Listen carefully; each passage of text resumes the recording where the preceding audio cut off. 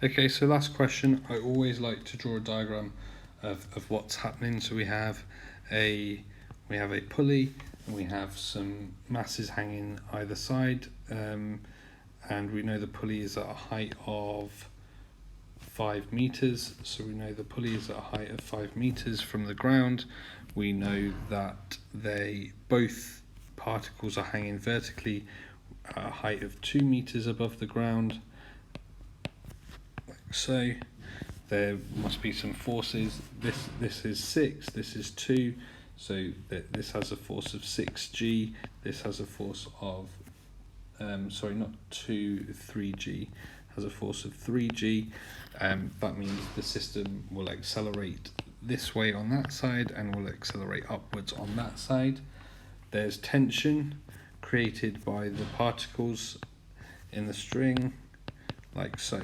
So we've got our force diagram set up and we're ready to go. It says the system is released from rest with both particles hanging vertically at a height of 2 meters above the ground. Explain whether the 3 kilogram particle will reach the pulley. So in this case, we can see that the particle falls, this particle is going to fall 2 meters towards the ground. That means this particle will go 2 meters above. That totals 4 meters. The second part of the journey occurs under gravity.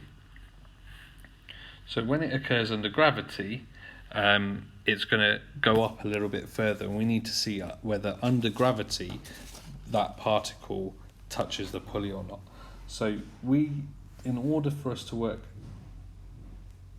that out, we need to work out the final velocity of the movement at the end of this pink section.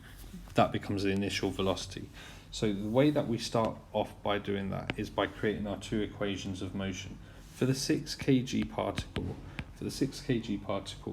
that's going to move downwards. So we can say that 6g, the total forces acting in that direction, must be equal to its mass times acceleration. So this is force is equal to mass times acceleration. For the 3g particle, we can say the 3 kg particle, the tension is going to win. So we can say that tension is going to be greater. So tension minus 3g would be equal to 3 times the acceleration. By adding these 2 equations together, and 6g add negative 3g gives us 3g. The tensions cancel each other out, and that's equal to 9a. So the acceleration in this system is going to be 1/3 of g, and 1/3 of g, looking at the question where g is 9.81, but we can leave it at that for the moment. So at the end of the pink section, in that first section, we can work out the velocity using SUVAT. So SUVAT says that distance is 2. It's released from rest, so the initial velocity is 0. V is what we're trying to find out. The acceleration in the system is 1/3 of g. I just worked that out. It's about 3.27. And then we don't need t in this case. So using v squared is equal to u squared plus 2as. So v squared is equal to 0 plus 2 times 3.27 times the distance travelled, which is 2. I get 13.08.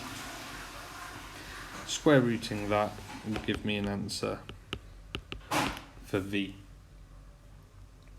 So under gravity, after the pink section, there's an extra movement. That extra movement is, again, using SUVAT. Use a different colour. So use green. So after it's moved up to, it's going to carry on moving, but under gravity only. So under gravity, that 3 kg particle with SUVAT, we need to work out the distance it travels. Now, we're trying to work out the displacement. We know that the final velocity here becomes our initial velocity, so square root 13.08. At the top, at the maximum height, v is 0, that's when it reaches its maximum height. Acceleration is now only due to gravity, so minus 9.81 acting against the particle, and we don't need t. Again, using v squared is equal to u squared plus 2as, in this case 0, 13.08 minus 2 times 9.81, because it says use 9.81 times s. Rearranging that, I can say that 13.08 over 2 times 9.81 is equal to s, which is in this case exactly 2/3 of a meter. So going back to my diagram, this green distance travelled is 2/3 of a meter. So the total distance from the floor would be 2.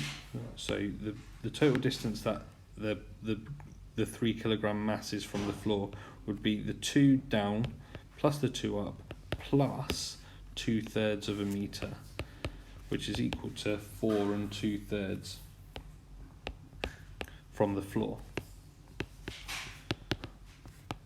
If the pulley is 5 meters, 4 2/3 is less than 5 meters, therefore 3 kg does not touch the pulley.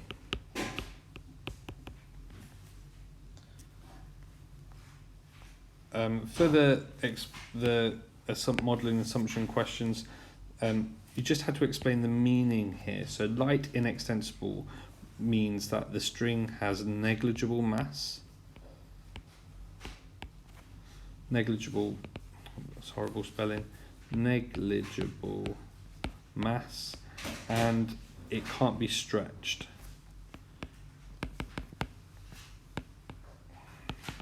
And we've used this by saying that the tension in the system is constant, is the same throughout. You may have said that the acceleration on either side of the system is equal, or there's no extra forces attributed because of the mass of the string, etc. Any of those would have got